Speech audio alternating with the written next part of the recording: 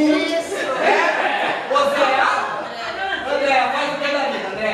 Sou auxiliar de farmácia. Olha lá, gente. Vai acontecer o quê? A nossa Fernandona vai ajudar a nossa amiga assim. Quanto tempo você tá solteira? 7 meses. Olha lá, gente. Não tem ninguém mais solteiro de homem aqui que tá precisando de um relacionamento? Não tem ninguém solteiro? Não. Não? Olha lá, viu? Ó, meu nome é Discórdia, pra quem não sabe, viu, gente? Pra quem for casado, Discórdia é meu nome. Vai lá, Fê. Arrasa as palavras pra ela, pra ver se ela sai desses 7 meses e arruma um marido.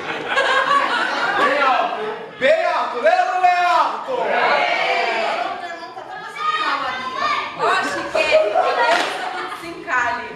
Vós que sois a solução de todas as encalhadas. Intercedei junto ao destino e não nos deixei ficar para a titia. Já sou tia. Ó, Brasil. Muito menos para a tia avó. Ó, grande batalhadora das baladas, reuniões e festas. Concedei-me esta graça. Diga em voz alta: um marido. Grita. Olha a animação, gente. Um marido. Grita. Se desespera. Se desespera.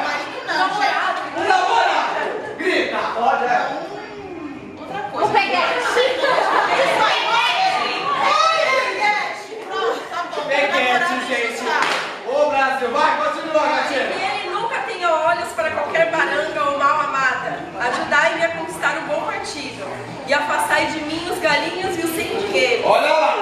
Atendei ao meu pedido com urgência, serei grata pelo resto da minha vida e levarei seu nome a todos que tenham fé. Aleluia, aleluia. Aleluia.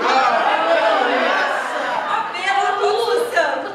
São Baltazar, quero me casar. Santo Antônio, preciso de um matrimônio. São Benedito, que seja um homem bonito.